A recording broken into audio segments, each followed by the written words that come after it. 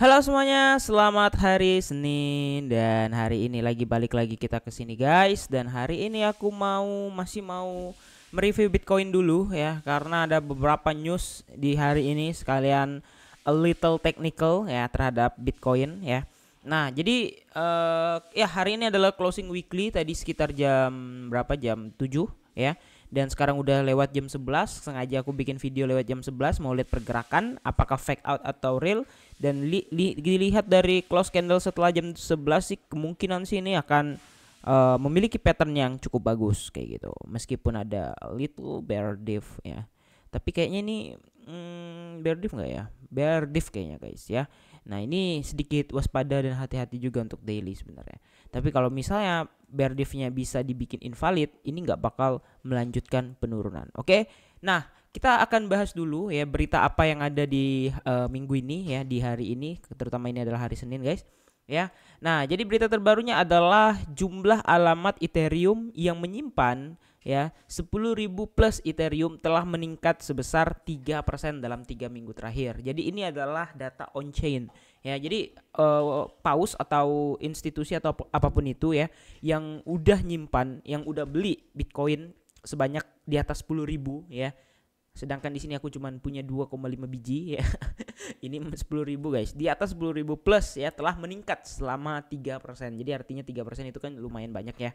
Nah, untuk whales ya, mega whales address count ya. Jadi sini mega whales, whales yang super gede karena Ethereum itu lebih dari 10.000 kayak gitu.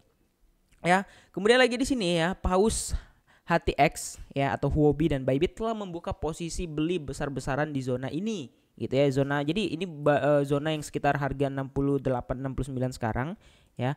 Nah, kalau kita lihat juga itu terakhir kali aksi serupa itu waktu 22 Desember dan 23 Agustus ya. 23 Desember dan juga 22 Agustus. Kita ingat Desember itu kemarin ya, 22 Desember itu kemarin, lalu Januari, Februari, Maret itu out season, kemudian Agustus, September itu waktu itu crash ya, kemudian Oktober naik, November naik, Desember juga naik. Jadi ini menjadi tanda kalau mereka open besar-besaran, ini kemungkinan untuk jangka waktu long termnya ini udah dipastikan akan naik kayak gitu.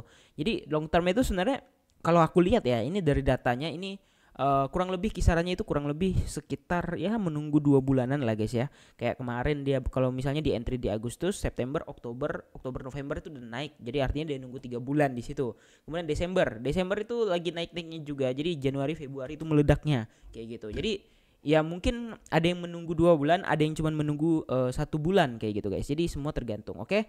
Nah, jadi di sini sebenarnya kalau kita lihat Bitcoin, ya sebenarnya ini masih oke banget areanya, ya. Nah, kemarin hanya dibalikin guys ya. Ini kan sempat nih naik nih, ngepam nih waktu 4 Juni nih. Kalian perhatikan ya, 4 Juni naik, nggak tahu beritanya. Oh, kalau nggak salah news apa kemarin ya? Aku lupa guys. Waktu ini kalau nggak salah itu bet for USD. Naik ya, kemudian dia membentuk bear diff. Ya. Dia naik nih. Ya, untuk 4 jam ya. Dia naik, dia kemudian membentuk bear diff di sini ya. Nah, si bear diff-nya ini kemudian baru mengakibatkan price action itu turun. Jadi ini cuma perlu satu lapis bear diff untuk penurunan. Dan turunnya juga ini masih masuk akal ya, karena ini adalah demand 4 jam atau demand terakhir sebelum terjadinya lonjakan ya. Nah, demand 4 jam. Kalau kita perhatikan di sini guys ya. Nah, ini jelas banget ya demand 4 jam karena terakhir kejadian itu waktu itu weeknya di daerah sini kurang lebih ya. Weeknya itu cuma dibalas di sini di 585, sedangkan yang terakhir ini ada di 584. Jadi kurang lebih sekitar $100 doang kayak gitu. Ya. Nah, so far kalau dilihat dari chart patternnya ini still bullish kayak gitu ya. Nah, ini still bullish sih kalau aku lihat ya. Kalau aku lihat ini still bullish. Nah, kenapa Lawang berasumsi ini still bullish kayak gitu? Ya karena demandnya ini masih respect dan tren itu nggak ngebreak gitu, ngebreak change of karakteristik yang parah untuk 4 jam ya. Ya ngebreak kalau untuk change of karakteristik mau nggak mau dia harus break ke sini guys. Ya mau nggak mau dia harus jebolin ini 66. Kalau misalnya udah di bawah 66 ya ini baru bahaya, hati-hati change of karakteristiknya. Kalau ini kan 4 jam masih ya santuy-santuy aja, demand 4 jam nahan, kemudian Fibonya juga 0,5 atau golden ratio nahan, Fibonya dimentokin sampai 0,618, kemudian habis itu langsung reject ngangkat lagi. Ya sebenarnya nggak ada yang menjadi permasalahan ya. Jadi so far sih bagus-bagus aja sih untuk minggu ini kalau aku perhatikan. Jadi yang cuman menjadinya nggak bagus market itu hanya BTC DOM ya.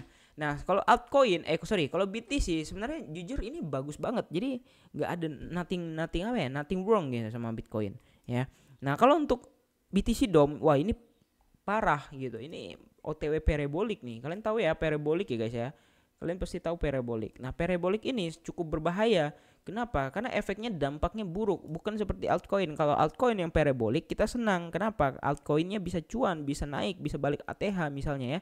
Tapi kalau yang ini parabolic, ya siap-siap alt kalian berdarah-darah lagi ya. Nah, hati-hati aja guys. Ini yang aku bilang, hati-hati terhadap yang satu ini karena dampaknya potensinya cukup besar untuk market kayak gitu. Oke. Ya, kira-kira gitu aja guys. Ya, update pada hari Senin ini. Jangan lupa untuk like dan subscribe. Makasih udah nonton video ini and see you in the next video. Bye bye.